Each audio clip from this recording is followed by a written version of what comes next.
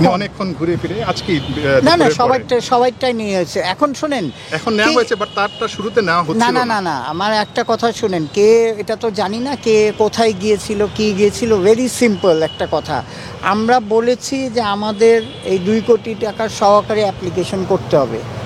কারণ আপনি যদি ওইটা এখন খামের মধ্যে নাও দিয়ে থাকেন, এটা তো আমার দেখার বিষয় না। অনেকে বাইরে এনেছে, অনেকে ভিতরে এনেছে, আমরা জমা রেখেছি সব।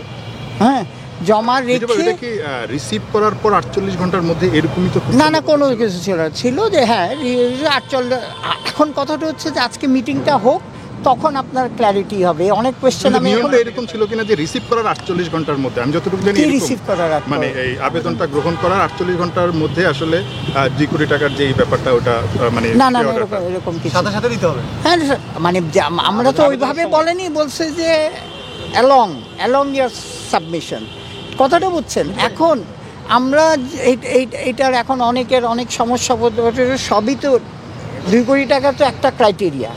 হ্যাঁ, প্রথম ক্রাইটেরিয়া হচ্ছে আপনার 2 কোটি টাকা জমা দিতেই হবে। এটা আজকে দিউক কালকে দিউক, ঠিক আছে, এটা আমরা হয়তো ক্ল্যারিটি সহকারেই বলবো যে ঠিক আছে ওনারা দিয়েছে, কিন্তু ওনার অন্য কিছু যদি পাস না করে তাহলে তো 2 কোটি টাকার 1 কোটি টাকা কোনো ইয়ে নেই। যে 10 জন আবেদন পেয়েছেন আপনারা, 10টা আবেদনের মধ্যে সবাই কি 2 কোটি টাকা পরিশোধ করেছে? এটা তো বললাম তো, খুললে বুঝতে পারবো। এই যে আমরা এখন বিপিএল এর গভর্নিং কাউন্সিল যখন খুলবো তখন বুঝতে পারবো, ঠিক আছে? হ্যাঁ রাতে আপনারা জানাবেন। হ্যাঁ রাত্রে ইয়েতে দিব। আপনি তো বলছেন অডিট করবেন, অনেক কিছু করবেন, তাহলে আজকে রাতে কি? আজকে তো না, আজকে আপনাদের জানিয়ে দিব কারা জমা দিয়েছে। আমার কথাটা বুঝেন। তারপরে কালকে আমরা নানান ইয়েতে চিঠি দিব, এদের ক্লারিফিকেশন। যেরকম পে অর্ডারটাও দিয়ে দিচ্ছে, এটা পে অর্ডারটাও জেনুইননেস আমাদের তো দেখতে হবে। আমার কথাটা বুঝছেন, এগুলি সব আমরা করব। তারপর আমি আমাদের অ্যান্টি করাপশনে আপনার যেই সব যারা জড়িত আছে তাদের, যারা এই কোম্পানিতে জড়িত আছে তাদের নাম পাঠাতে হবে। অনেক প্রসিডিওর আছে। এটা 2 তারিখে আপনার ইনশাল্লাহ 2 তারিখের মধ্যে আমরা জানাই দেবো। যারা আগে রাস্তাগুলোতে অনিয়ম করেছে সেরকম কেউ কি এবার পাবে? শোনেন, আমাদের যে ব্যাড এক্সপিরিয়েন্স ছিল আগে, আমরা তো বলছি যে প্রথম প্রায়োরিটি নাম্বার হচ্ছে ক্ল্যারিটি।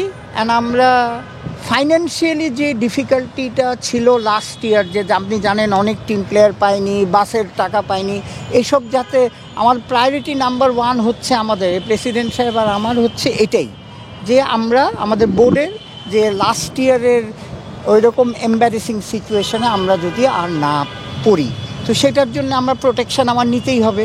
সেই জন্যেই আপনারা জানেন আমরা 10 কোটি টাকার ব্যাংক গ্যারান্টি চেয়েছি।